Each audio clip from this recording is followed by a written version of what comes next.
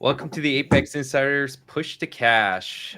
We got a double header podcast for you since we got Road America this weekend. So we will be talking about Road America and we'll get our track preview from Nathan and Betts. But before we actually get to that, this is going to be the recap for the Bommarito 500 or the Burrito 500, whatever you want to call it, Gateway. So many names for it. Lot to unpack. I mean, of course, let's talk very quickly. Don't really need to talk too much about it, but Joseph Newgarden, unlucky, just,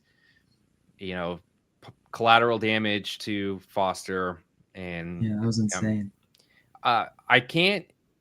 I mean, you can't really blame Foster. Like, what is he supposed to do in that kind of situation? I know there's a lot of upset people, but and yeah, just a crazy everything too. Even the telecast, it went to like his promo, like, look, they're going to commercial. And then I saw in the Discord, oh my God. And I was like, don't tell me something with Newgarden just happened. And then it just flipped to it right away. And I was like, you're kidding me. What happened? So they were showing him kind of in like a slow-mo, and then they cut to his promo, like you said. And then it came back to him upside down, and the way they were I thought they were still cutting like a promo of going to a race in the past. Yeah. And I was like, when did he crash before like that? I was trying to think. I was so confused. Because you're like, holy cow, that's a wreck. Yeah. And then I was like, oh no, that is in current time. He is upside down. I mean, that put all of us in shambles in terms of if most people had him to win top 3. I know most of the F1 guys, I couldn't do that, unfortunately. And I would have actually, they were parlaying like Russell top 3 with Newgarden top 3, and then like adding in another driver top 3. That was the last, like, it was going to hit. Like, the top 3s were going to hit no matter what. I firmly believe it. And then we had a few folks with Joseph Newgarden as the winner. And guess what? I had Joseph Newgarden in the survivor pick. Yeah. Oh my God, that stung because I was doing so well. And I was like, this is going to be good. Just get the win. And we're up there top 3 with fighting for survivor. But now that really puts a wrench into things. So, it's unfortunate, but let's talk about just the race itself. I mean, this is the first year they had it at 7 p.m. I couldn't tell you if they've had it before. At night race, I guess you could say. So props to them for putting it at a time where like it doesn't conflict with really anything. I mean, it was like the stars aligned for any race fan. You had Le Mans finishing right into F1, NASCAR, and then you finish off with a fun short track race. But yeah, I mean, there was a lot of weird chaos happening. So let's get your quick take on the race. Yeah, I mean, I said last week I was really excited for this race, and it lived up to my expectations, maybe even exceeded it. They have had that race as a night race before. It's been a few years, but it's always been on like USA or NBC Sports Network or something, a much, off channel that people aren't going to see it. So the fact that it was like prime time night race on Big Fox was good for the sport. And I think the drivers delivered. The starts and restarts were pretty awesome. I really love when you get to see people like Newgarden with a car like that kind of just move through the field. He is just awesome when he has a good car on ovals.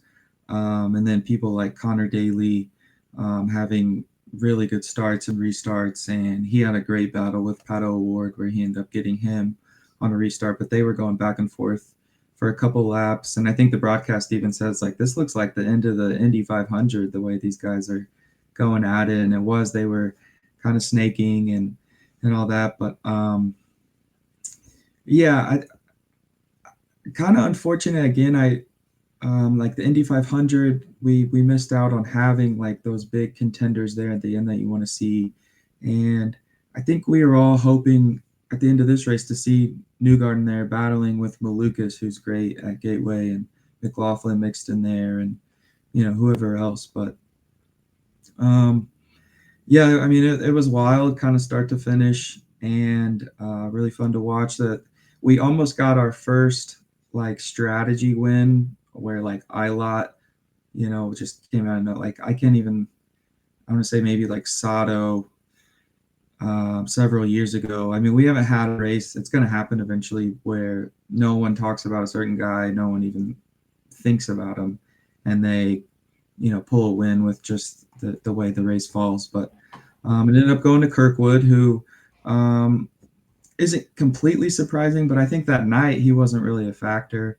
You can see his short oval game is improving. He did get the pole in Nashville last year, and then obviously he's had pretty good Indy 500 runs too. So not a complete shock for Kirkwood to get his first oval win, but I just don't think many of us had our eyes set on that with how good certain people are. And Penske really showed that they're still the strong team on short ovals. They did answer that question going into this year, but they finished like all 24th or worse or something. So that's just crazy that Penske still doesn't have like a top 15 where they should be on either oval, really, where they should be winning these races. Yeah, no, it's a weird season. I mean, we really haven't seen that consistency from even like we were talking about that. Kirkwood's been pretty consistent this year, and Herta hasn't, right? Like, yeah, I know there's some issues with the car, but that just comes to show like the team is not consistent too, right? Like they're not fulfilling what those expectations. Ericsson, I know he's typically can be inconsistent, but he's been rather inconsistent at points this year as well. So yeah, it's crazy. I mean, maybe the story could have been different if Joseph put it on put it to P1, even P2. I think silver lining is there is something there with the car they can do well. Where I would have more concerns, like willpower. I don't need to get into him. Nothing against him, but you could just tell he's just not fulfilling his expectations anymore, and he's out the door at this point. Scott, I'm just kind of he should have been up there. Like what happened to him in the race, because he looked good, he looked fine, and then all of a sudden, was it strategy? Was it him? I couldn't put my finger on it with him, because it seemed like at points he was trying to do some fuel saves, but then he's lost position and he just kept getting messed up on that position with the yellows. That's something I want to go back and rewatch. Just haven't had the time to see like what was it with him, because that's kind of sucks, man. I mean, it sucks for him too, because that's their biggest hope too for Penske. So yeah, he ended up having an issue with I think a rear wheel. So I don't know if that was showing itself early and they were just trying to race through it, yeah, but it was surprised. Like him and Malukas got that penalty in the pits, and they only got moved back a few spots, because I know a lot of us had bets on Malukas and McLaughlin also. And when we saw that penalty was coming for both of them, that I thought that was going to be a killer. But then when they said they're moving back 3 spots, and then now we're getting a restart, I was like, okay, they're going to both be up there, if not this restart, the next one, and they both never made it up there. Which I wonder if Malukas had some, even though his car was still able to go, him brushing the wall. I don't know if his car lost what he had, or maybe his car is more set up to be in the front. But I mean, they were up there. I don't know. Yeah, I don't know what happened to them. That's a lot of people had Malukas in the eliminator also, and I think when the people who didn't have, because there was a mix of like Newgarden and Malukas, so the people with Malukas, when they saw Newgarden go out, they're like, oh, we're about to collect some points, and then he even lost that matchup versus Palou, which he was winning for 100 and some laps. That I know several of us were on, because Palou just kind of rode around in circles and collected points and somehow finished ahead of Malukas there. So Yeah, a weird kind of race, which falls into it's just been kind of a weird year. Hmm. It's so weird to not have Penske's like even close in championship contention, um, and just I mean the people that are up there are like Rosenquist is still he always starts years strong, but then the people like Dixon and stuff they eventually pass him, but everyone's just sitting back there in this like purgatory of a very mid year, and Yeah. normally you have one or two guys that you expect, but this is like maybe five or six drivers that we like maybe they can contend for a championship, and they are not even close for various reasons. But yeah, just weird. I had my worst betting day ever in IndyCar off of that race, which is insane. Um, but yeah, it It happens. happens. Yeah. I just see it. I mean, I guess it doesn't normally happen to be the worst. I mean, normally you just lose little, but so yeah, that kind of sucked. But I was telling you last year, I won almost 10 units off this race, and now I gave half of that back this year. Um, I avoided the reverse sweep on my, I won one of my groups, so I'll hang my hat on that. I guess that I didn't get reverse swept, but Hey, you get the group. You yeah, got the group. yeah, out of That's funny. everything, but Well, how about this though? You mentioned that one driver that you find them up there, Rasmussen. I mean, he got top three. Yeah, I mean, yes, he was having a superb drive throughout that race, like just yeah, shredding the field and very impressive drive by him. Could have been yeah. close. And he kept kind of getting put.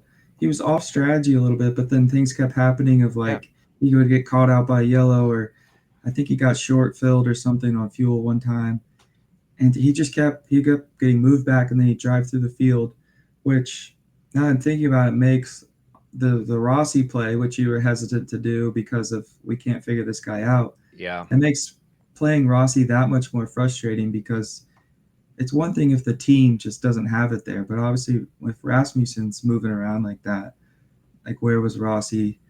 Um, so yeah, it was impressive by Rasmussen. He has shown to be able to do that. He's just kind of volatile, kind of like VK, where he has these moments of like incredible driving, but he'll have some airs too, where he's getting a little too crazy, a little too aggressive. But that's awesome for him as first podium. I mean, he really earned it. It wasn't like a yeah. just a timing thing like Isla and Rosenquist almost fell into. Like he continually was making his way through the field every time he got set back. Yeah, no, for sure. I mean, you could just see it every time he get in the pit, and you're like, wow, what's going on? Like you're like you said, he's off strategy half the time, but then he gets out there and he's just carving the field, and you're like, okay, maybe he's just carving the back marker cars, and then all of a sudden you're like, wow, he's doing some aggressive stuff. Like he's getting up there, and then fortunate situations. I mean, that's with any race driver. Like in these races, it's going to happen. If it's a matter of do you take advantage of it or not, and he did. He got up there, so very impressive. But yeah, like just to kind of go back to the whole race, I expect next year will be better.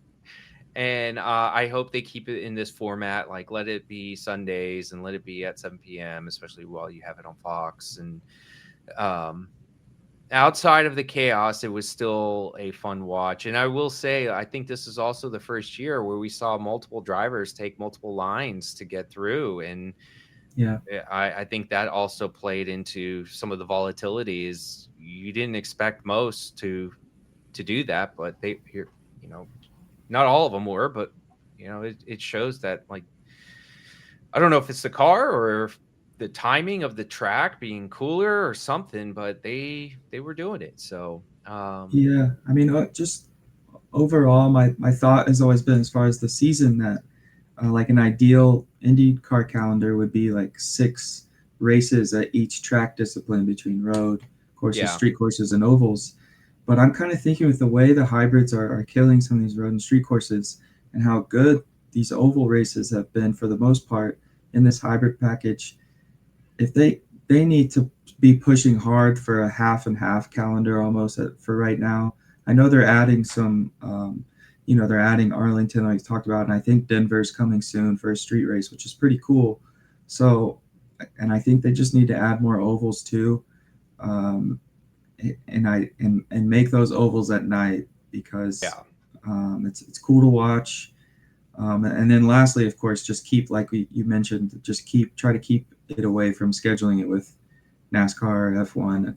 I mean, it's going to happen sometimes, but I if you think, can I find a mean, slot, it's most of the time it's going to be NASCAR more than anything because, they race, yeah, they can conflict with F1, but F1 is going to be typically like very first thing in early the in the morning. morning, or it's going to be, so just don't schedule it during like a North America, or even, I mean, they probably won't do South America because that's usually in November, October timeframe. So they're done. All they have to do is just watch out for Miami and Canada for F1, and then work around NASCAR. I know they race, it feels like almost every weekend, but Yeah, just do a different time. If they're doing it at night, then do it in the afternoon, vice versa. So, yeah, they've got to add more ovals to hide how rough this hybrid is well, until they get a new car. that this is, I'm not saying it's a direct comparison or anything because,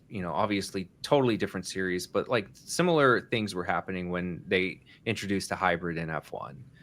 Like the cars did get heavier and everything you're hearing is similar, right? And that's also hurt them in the beginning. It's going to take some time for them to really keep developing it out year over year. So like we're in its first full year. I think that this is where it's still more learnings that they're going to continue to apply year over year.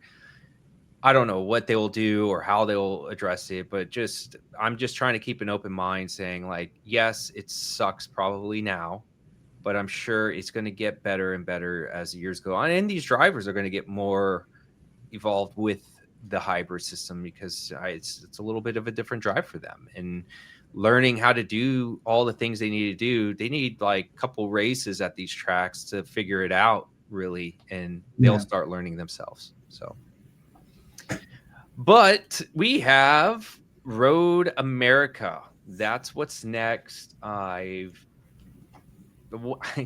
am super excited. Don't get me wrong. However, it's just like you've watched the whole season. You're like, huh, here we go. It's probably going to be Palou, or it's going to be, it seems like Kirkwood is the top Andretti right now. Like, is yeah, he going to do it again? But yeah, this is one of the longest road courses on the calendar. So I don't know. I know people like to call it what, the North American Spa or something like that. I don't know. I think that's what they would try to call it because it's got more of the European flair, but it just means it's just another road course at the end of the day to me.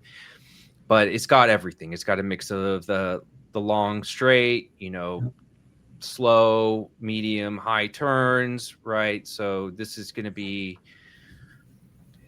really test each team and like how they will be able to perform at all levels of a track for a road course that is. And yes, we're not enclosed by barriers. There's passing, hoping we'll see some passing. So yeah, let's get your preview. yeah. So that's, I mean, spot on start there. This is my favorite road course of the calendar. It's like a little over 4 miles, I think, and 14 turns with a couple good passing zones and a couple places you could kind of go around outside if you wanted to. Like some of these road courses, it's kind of just a one lane, like you have to make the pass by the time the straight ends or something like that is the passing zone. But they do have a couple corners here where you can go side by side, kind of like thermal. I think offered that a little bit actually, but I do enjoy this race normally. This is the first one with the hybrid, so hopefully we don't see, you know, what a little bit of what we've seen earlier this year, but I'll remain optimistic until we see otherwise. So with that longer lap, we do get a 55 lap race, and these laps take a long time, so the pit window is short because it's only like a couple laps. Where like other places, you can have a 5 to 10 lap window, like on street circuits, where these laps are a minute, because if you miss where you need to come in for fuel, you got a long way around before you're back over into the pit area. And I watched last year's race, and they had trouble with the blistering on the alternate tires pretty bad. People had to do shorter stints, and then some people just got ate up at certain moments. It didn't happen to everyone, but they were even telling people when they came out of the pits on their outlaps, which normally you want to fire it out if you can to make that's how a lot of passing is done in Indy cars through the pit sequence. And they were telling them don't just ease into this, or your tires are gonna be cooked in a couple laps. So I'm kind of worried to see. Okay, now we have extra weight. Normally, Indy cars brought the exact same alternate tire to these road courses, and they've brought a little bit harder compound on the primary. I haven't read whether that's the case, but I'm assuming so. Um, it's supposed to be really hot also, so that's going to wear on the tires faster. Um, and so I think this will be a primary race. And one thing when I look at a road course and it's going to be primary favored, that automatically takes me to Pillow. Uh, you could say also when I look at any race that takes you to Pillow at this point. But when you are more of an alternate favored road course, that's when you start to maybe lean like a Penske or even Andretti. But Pato just on his primary tire, or sorry, Pillow on his primary tires is the man in IndyCar. So Ganassi has 5 wins. They've been trading off here with Penske, who has 4 wins, and Andretti is the only other team that has won here since IndyCar returned in 2016. So 10. This will be the 10th. No, we've had 10 races. Trading back and forth, Penske and Ganassi. Last year, Penske swept the podium. We had rain during qualifying that kind of mixed those results up, but Penske just had the speed for sure. Kirkwood was kind of trying to be in the mix, and Penske, whoever was in third, I think was McLaughlin, he had almost 10 seconds on the rest of the field. So Penske was a class above everyone last year, so it'll be interesting to see that dynamic with how good Pillow is versus how good Penske was last year. As far as a few stats, pole sitter has only won 2 out of those 10, and it hasn't happened since 2018. But the average starting position of the winner is just 4.0, as no driver has won from starting outside the top 10. So we're going to look for those people pretty much in the Fast 6 to be our winner. And only one driver that started worse than 10th has found the podium. That driver started 14th, but 80% of our podium finishers have started in the first 3 rows. So there is exciting racing, there is passing, but still those cars that make the Fast 6 are normally who we're going to get as our winner and most likely podium finishers unless really crazy stuff happens. Yeah, no, I think the 2 for 10 is interesting, and I bet that's if I would have to go back and rewatch, I'm sure, and see, because you have that long straight to start. I mean, someone can get into the slip, someone can use their push to pass early on just to try to get in front, get the clean air, manage your stint, and I bet you that has a lot to play with it, with that stat. So if you are a betting man, consider that. But that's very interesting that I like the top 6. Basically, half of that is going to be in the top 3. So I'm going to be targeting if so be Pelot's in the 6th spot. I am definitely taking him for top 3. There's no question he will be on the card. He might even be on the card before. I don't know. I still kind of worry. There's still a little part of me that's like, hey, what's going on with him the past 3 races now, or 2 races? And but it's Pelot. I think he'll be fine. Primary sounds like it definitely will be if it's going to be hot. Don't know if there's any other potential for rain or anything like that this weekend, but yeah, well, let's dive into some of the odds now, because I know DK has put theirs. Yeah. which I Everyone think else that's put out odds has pretty much been in line with that. So we good could kind is of just okay. go off that. Yeah. But Yeah. Go for it. I'm checking another site actually. One more. I mean, I would say that the books have this pretty well done on how they've priced everything. I know a lot of us feel like we got some good value in Lundgaard at 20 to 1. He's still sitting at 15 to 1 there. Um, but Andretti qualifies really well here, but I don't know when it becomes race time that they're at the same level as Ganassi and Penske. Herta has been a couple times, and then he's had bad luck classically. But I don't I like Pelot this weekend. I may be looking for my classic Pelodium at some point to end this week, which normally means I have to parlay it with something else in order to get anything playable, which I'll try to make happen. But if I'm looking at Penske's, I would lean Newgarden, but I don't think I'm going to touch it now. I Yeah. think his odds are too low, and I don't have the confidence in his qualifying. Because normally I like to play it aggressively and go ahead and take people, pre-qualifying if I feel good about them. But I think with Newgarden here, he's been really good. He's been good qualifying and his results. But I just want to see him make it up in that fast six, and I'll probably pull the trigger on him at whatever it is. Yeah, I mean, beyond that, there's not a whole lot play. I could understand if people wanted to maybe take a shot on an Armstrong or an Ericsson, or even like a Rosenquist. Um, Armstrong's actually qualified here really well, and then both races. I think 2 years ago he was actually his team blew it for him. He kind of just by some good strategy and some good stops and stuff. Armstrong has worked his way to the lead.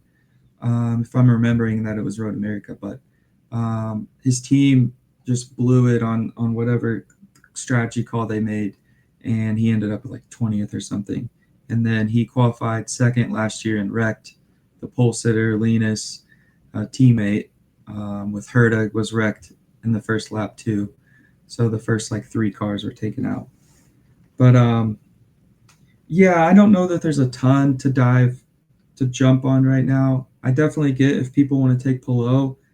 I trust that Pelot makes the fast six, and I don't think his odds are going to get that much longer, even if he's like 4 through 6. Maybe a little bit. Maybe they'll jump up to 2.5 to 1 or something like that, which they started at when these odds dropped yesterday. But yeah, that's kind of where I'm at. I'm just kind of waiting. I did take Lundgaard at 20 to 1. I did 0.15 units. So that's all I have so far, because that's all the books have given us. Yeah, it's very tough to. I mean, they have Colton Herta at plus 550. I know that he's should generally be good here, but like I said in our chat, who wants to catch the falling knife kind of situation, Yeah. right? Like, I'm not ready to do that, especially at 550. Like, how much better does it get if he gets pole position and Pelot's right behind him? It's probably going to be still around Right. like 4 to 1, maybe 3 to 1 if they really have that much confidence in him. You're right about like the Penske's. We just talked about it with our recap. I just can't do that at 450, 550. I mean, Kirkwood is at plus 650. If he was at maybe, 9 or 10 to 1, I'd consider it. I still can't stop thinking about how they were talking to that Andretti suspension and the way it's set up. It's good. It's good for like bumps. It's good for, this is generally not going to be a smooth surface track. So they should be able to excel in that situation. But then you have, Ericsson just has not been living up to expectations, but 4 to 1 is crazy. I think if he starts showing some speed in those practices, if they do post before qualifying on Saturday, you would see him a lot shorter than 40 to 1. So that's what you're just banking on. Yeah, Lundgaard now it's 15 to 1. Like when it first dropped, we were like 20 to 1. Geez, I would take a stab at that. but now it's 15-1. I think You know, if I get top 3, I think that's my play. Is just I'm going to take Pillow. I'm just going to yeah, take him. yeah, and I think Lundgaard's still playable at that number if you like him. You know, Ray Hall hasn't been the best here, so we haven't got the best read. But Pato's had a couple decent like qualifying efforts here, so I think there is value in the 15-1 if people still are looking for something a little bit longer. But yeah, no, I think that's a good point about Andretti. I think that's probably why they qualify here so well. Um, Kirkwood finished top. I think he was fourth, and Pillow was fifth behind the Penske's last year. But they were quite a bit off of the overall pace that Penske had. It was just them. But Yeah, yeah, and I mean, he got 5th last year, and Herta got 6th. yeah. So I mean, and Herta, he got wrecked actually twice at the beginning of that race, and that's at the end. That's when he said he was gonna like bring a gun and shoot people or something. So he had a rough day, but he still managed. He had a good drive to finish sixth. Um, but yeah, I mean, unfortunately, we just don't really have any other odds. We don't even have Grid Yeah. Rival right now. I was about to say, I just checked and I was like, what? We don't have anything. But I think we could still talk about like who, like one guy that popped in mind and I think fixed the step in the Discord brought it up too, which was Foster. I'm definitely very interested in Foster. He's looked good this year at road courses. He's in an Yeah. RLL, so like it wouldn't surprise me if he was better than his teammate this weekend. Um, like that's one guy when it comes to probably fantasy, I might consider it. Definitely want to look eye him if they do offer anything on GridRival with him. Like I want to. Hopefully, it's not anything crazy like 10.5. I doubt it will be, but Yeah. like give me something in the 14, 15, 16. I want in on that, so I want to go better. For sure. Yeah, I'm probably going to target Armstrong in that. I'm hoping to get him Yeah, Armstrong's a good in one. that 10 to 12. I'm hoping I can just basically bet him on Grid Rival for a top 10. I'm out on Ericsson right now. Yeah, I really bought into him this year, thinking there's no way that. I mean, if you think about his time at Ganassi, that guy never missed a top 10.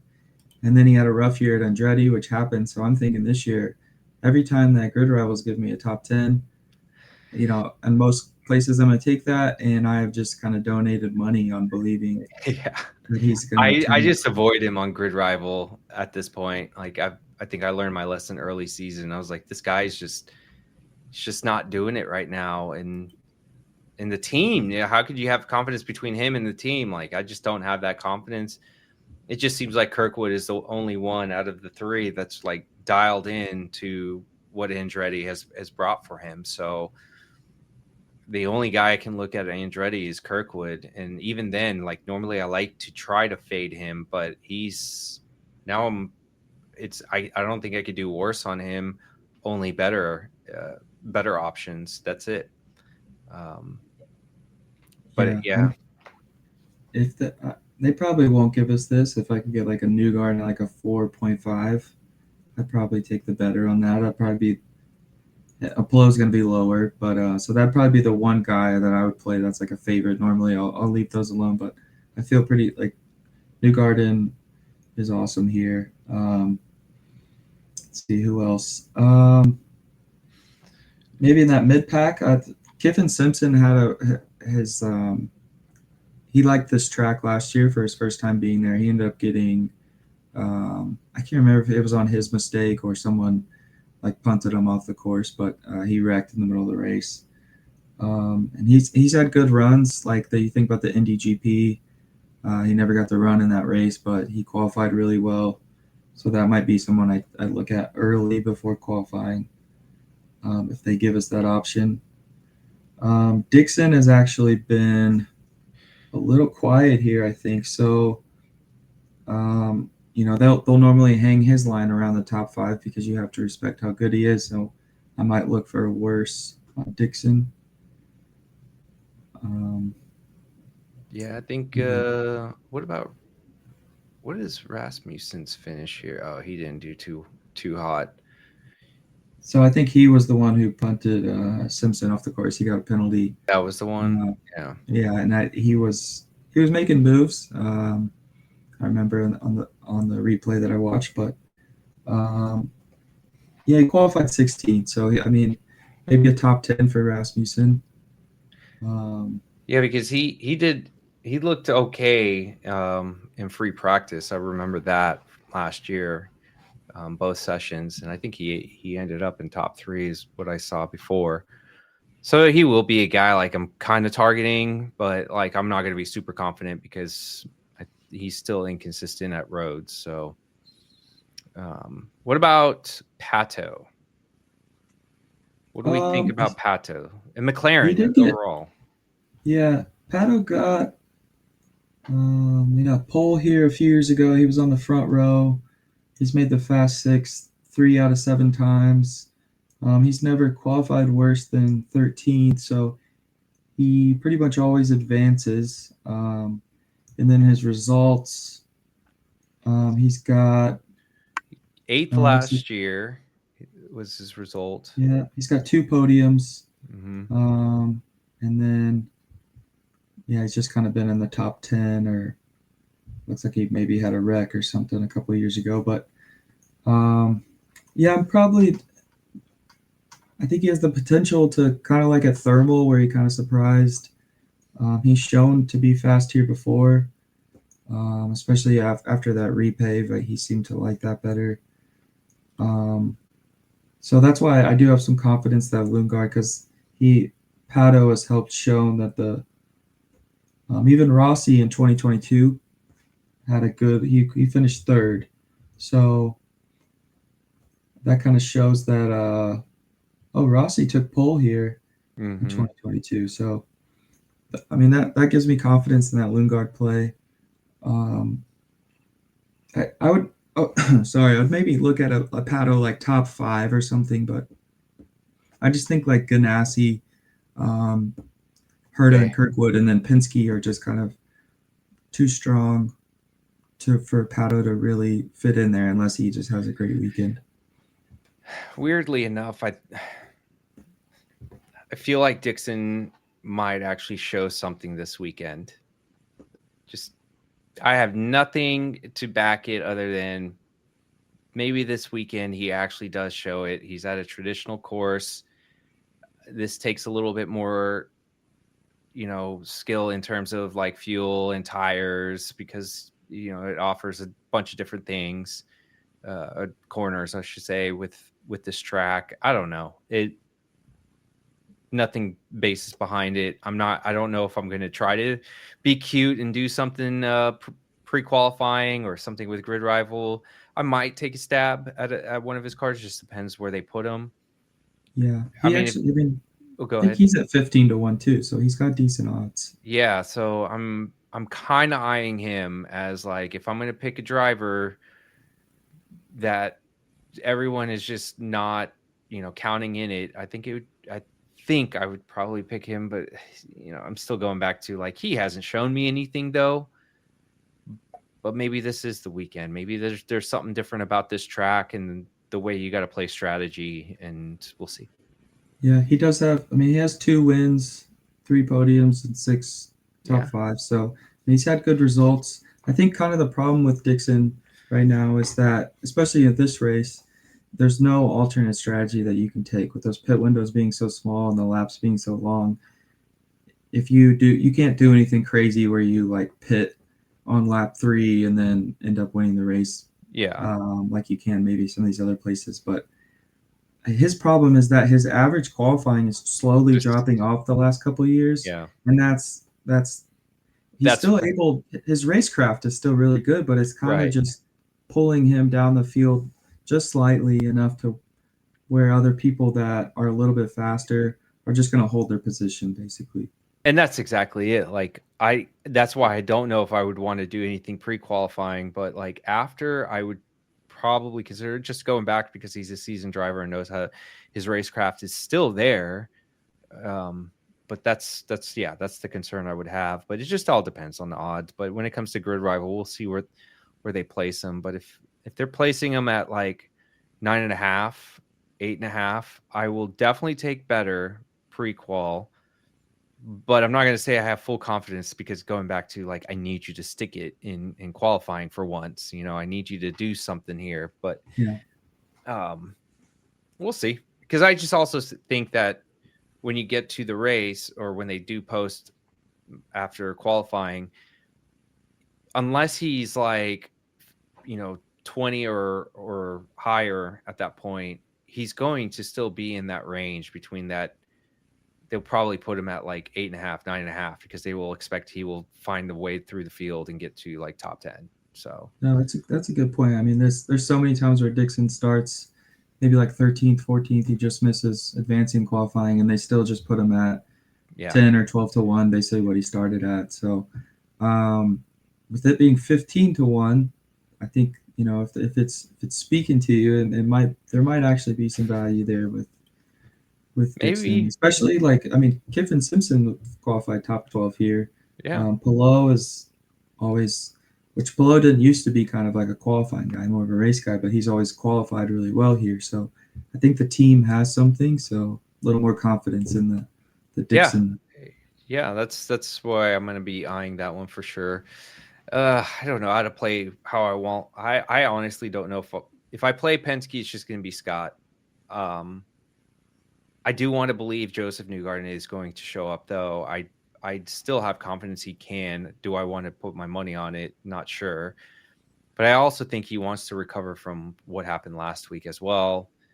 I got to go back and see, how is he actually doing outside of the result? Like, I know he's kind of had some unfortunate situations in some of these races, right? Where he had to go through the pit penalties, whatever it was, that really hindered his result.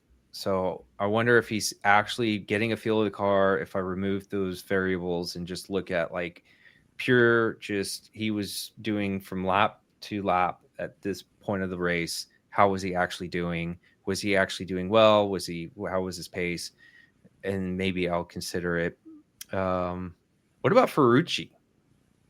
How are we like full? I mean, do we fade him?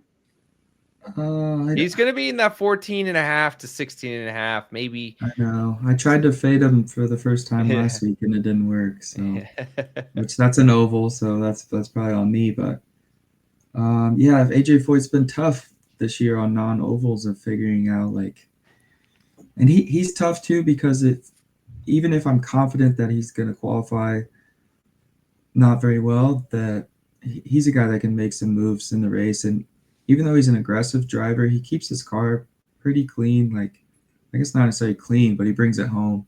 Yeah. Um, so you can't really. Sometimes you can bet on these guys to kind of screw it up, but he doesn't fully make that mistake that ends his day normally. So he's kind of a tough out unless you have someone. If it's like a matchup where you really feel strongly about a person. No, I think the matchups are going to be like they're waiting until I'm hoping they will post some matchups like they've done in the past, but like post qualifying, it's just going to be they're going to put matchups between the top 7 guys, who are within each other.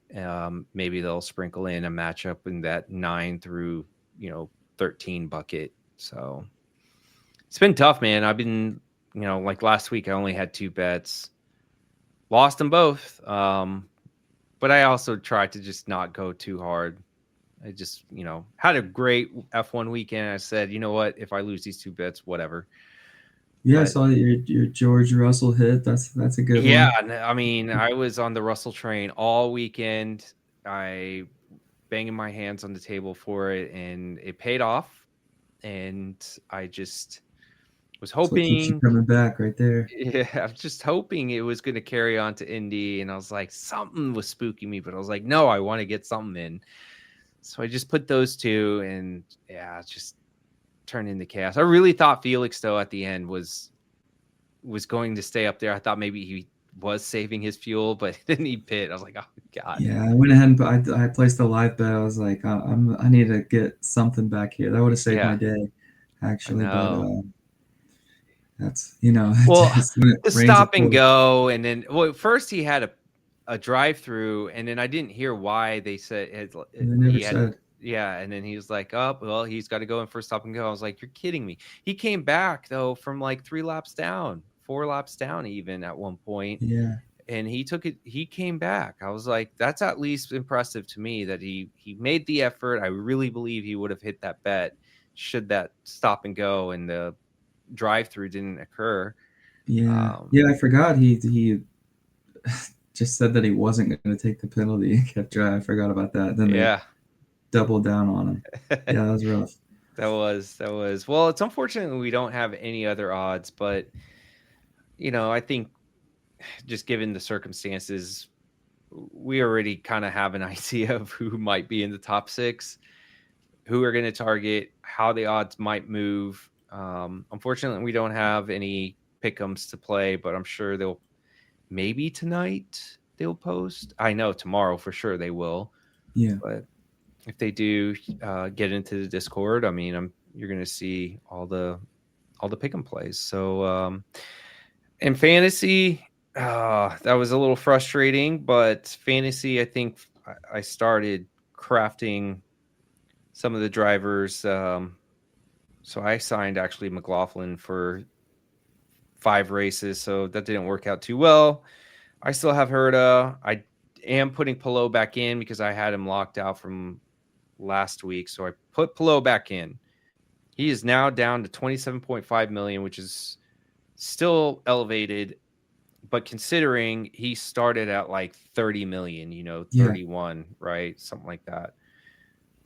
Whoops. I also have Felix from last week. I put him in my lineup. That was so unfortunate. But a guy I am targeting cheap salary is going to be Foster. I think that's a pretty good salary to pick for if you need a cheap roster person for your driver. Last driver is going to be Foster, 8.2 million. Not to say he's going to get you a whole lot of points, but it's definitely risk reward kind of play for you, especially at those low salaries. Yeah, Um, I like Kiffin Simpson there for a lower value one this and then week. there you go, Kiffin Simpson, which I need 2. I might do those 2 just for one race. I'm going to just do it for one race. And that might settle me out, but like I think those are pretty good cheap options.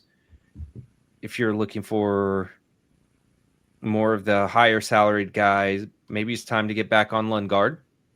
He's now below 20 million. He's at 19.4. Yeah, we've got 2 road courses coming up, so Yeah. good spot to jump back on them. Yeah. Kirk was high up there now. If you want to take a chance, although I think he's still a little elevated, but if you're looking for a play, you could do it. I just don't know how much he's going to.